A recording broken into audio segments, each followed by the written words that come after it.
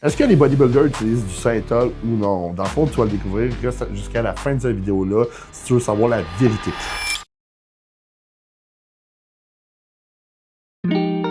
Premièrement, qu'est-ce que le synthol? Le synthol, c'est pas ce qu'on voit que les Mexicains ou, je sais pas, en République dominicaine, whatever, ils utilisent et qui ont des bras difformes. Mais le synthol, c'est de l'huile stérile, de la MCTI avec de la lidocaïne pour pas que ça fasse mal. Dans le fond, le synthol, ça a été inventé, ça fait très très longtemps. Les bodybuilders utilisent ça depuis longtemps.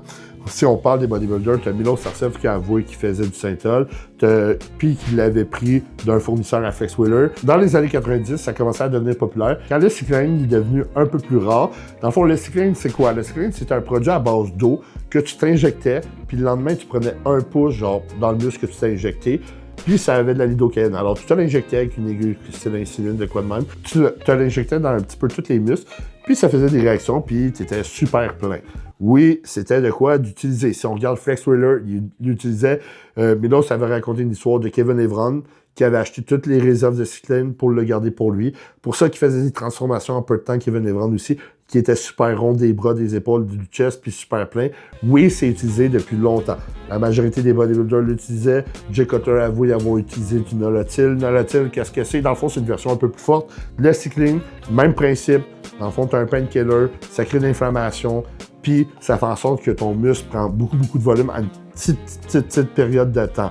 Ce qui veut dire que tu t'injectais ça avant le show, avant un photoshoot, puis tu étais super rond, super plein, sans avoir carbé nécessairement, avoir rechargé en glucides. C'est de quoi qui existe depuis longtemps. Par la suite, le synthol. Le synthol, ça a été développé, dans le fond, pour créer une inflammation dans le même style, mais tu ne gagnes pas autant de volume. Le synthol, c'est plus pour stretcher le fascia, ce qui veut dire étirer le fascia musculaire pour laisser plus de place aux muscles de grossir. En plus de tout ça, quand tu crées de l'inflammation, tu vas aussi créer plus de développement musculaire à cette région-là. L'avantage quand tu t'injectes du synthol, c'est que tu vas mieux ressentir le muscle. C'est comme quand tu t'injectes, exemple, une testostérone dans un muscle, puis tu vas faire, exemple, tu te l'injectes dans le triceps, la testostérone, tu t'en vas faire des triceps. Tu vas mieux sentir tes triceps, c'est certain. Ils vont être plus inflammés, plus pompés.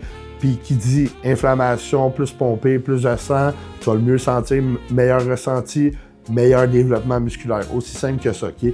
Dans le fond, le synthol, les gens utilisent ça pour mieux ressentir, pour aussi créer une illusion, vu que ça va être inflammé, de développer du muscle. Ça peut aider à améliorer des points faibles. Ça ne t'aidera pas à améliorer un dos. Ça, c'est clair. Pourquoi? Parce que le dos, il est trop gros. C'est plus pour des petits muscles, tels que bras, épaules. Je pourrais dire que certains l'ont utilisé pour leur quad, mais il en faut des plus grandes quantités parce que le quad est plus gros. Alors, un CC, c'est pas très gros. Puis, quand tu penses à ça, OK, 15 CC, c'est une cuillère à soupe. 5 CC, c'est une cuillère à thé. Une cuillère à thé, c'est genre gros de même, c'est 5 ml, OK? Alors, mets ça dans un quad, 5 CC, tu vas voir, c'est pas très gros. Oui, dans ta string, ça va paraître gros, 5 CC, mais c'est pas très gros. C'est pour ça que les gens le font à répétition, puis il y a des cycles à faire là-dessus pour créer un maximum d'inflammation, pour créer un maximum d'étirement du fascia, pour aussi mieux ressentir ton muscle. Faut juste faire attention pour pas te déchirer un muscle quand tu le fais. On va se le dire, Yann Vallière en parle, que ça peut aider à un physique. Faut se dire aussi, les désavantages avec ça, c'est que si t'en fais trop, ça va paraître. Tu vas l'air un peu déformé. Pourquoi? Parce que c'est trop inflammé. C'est juste temporaire, faut que tu ralentisses quand t'en fais. Par contre, Derek Lunsford, il y a beaucoup d'accusations sur lui de synthol, d'utilisation du synthol. On va se le dire que 90% des bodybuilders utilisent ça. Pourquoi? Parce que quand t'as tout essayé sur un muscle, t'as un point faible, t'as tout essayé les méthodes possibles, puis ça fonctionne pas, ben, il reste plus qu'à se mettre un peu de synthol-là pour l'améliorer. Tu sais, quand t'as avoir un triceps plat, puis strié, t'es mieux d'avoir un triceps plus rond, puis pas strié. On va se le dire, c'est la réalité. Puis pourquoi les bodybuilders aujourd'hui ont des épaules moins striées qu'avant? Ben, c'est parce qu'ils n'utilisent pas du synthol, c'est qu'ils utilisent des stéroïdes anabolisants, puis d'énormes doses, puis mettons, ils vont tout se shooter dans les épaules, tout se shooter dans des muscles. Puis tu perds des stries à force de te shooter, le tissu cicatriciel, etc. Ça se construit. OK? Direct comme ça, je ne crois pas qu'il a utilisé du PMAA. Tous ceux qui ne savent pas c'est quoi, c'est comme un plastique que tu te fais injecter. Ce plastique-là reste tout le temps dans le muscle. Ce plastique-là fait en sorte que ton muscle il est plus rond, plus gonflé, mais tu perds toutes les lignes. Je crois pas, parce que quand Derek Lunsford contracte puis contracte pas, il y a un look complètement différent. Je pense que Derek Lunsford, son problème, c'est d'arriver plein puis sec en même temps sur le stage. On l'a vu une fois au Arnold Classic. Olympia, son look, il fadait un peu. Arnold Classic, son look était super bon. Faut aussi penser que l'Olympia, il est de nuit, c'est dur piquer quelqu'un de nuit, puis le lendemain de nuit. C'est pas la même routine. Arnold classique, son physique était sa coche, j'y donne. Pourquoi ses biceps, ses triceps sont comme ça? Parce que Derek Lunsford, génétiquement, il est comme ça. Parce que Derek Lunsford aussi, il a le bicep long. C'est sûr qu'il n'y aura jamais de pic de biceps. Par la suite, pourquoi il n'y a pas de ligne? Je ne sais pas, honnêtement. Honnêtement, je m'en fous. En réalité, c'est tant que tu gagnes le show.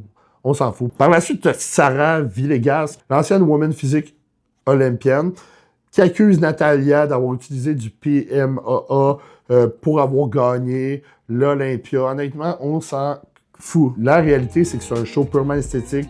Le show, le but, c'est de gagner. Les gens utilisent des produits tels que du Synthol, du Nolotil, du S-Cycline depuis des années. Puis personne dit rien, on s'en fout. Tu sais, t'as les wellness qui utilisent du Botox dans leurs fesses, ils font des chirurgies, des affaires comme ça. Honnêtement, on s'en fout. Le but, c'est de gagner. Natalia a gagné, t'es juste mauvaise perdante. Moi, personnellement, c'est mon opinion là-dessus. OK, c'est pas totalement du muscle, mais elle doit travailler quand même. Ses jambes étaient plus shred avant, elle grossit ses jambes. Un moment donné, quand tu fais tout pour avoir le physique parfait, puis t'as un muscle qui se développe pas, il y en a qui utilisent certaines méthodes. Elle peut avoir aussi utilisé du Synthol ou avoir shooté ses quads un maximum. Puis c'est pour ça qu'elle a perdu des lignes des jambes. Pourquoi? Parce que ses jambes étaient purement inflammées. OK? Elle a perdu des lignes de face. Mais c'est quoi perdre des lignes de face si c'est pour gagner un petit peu?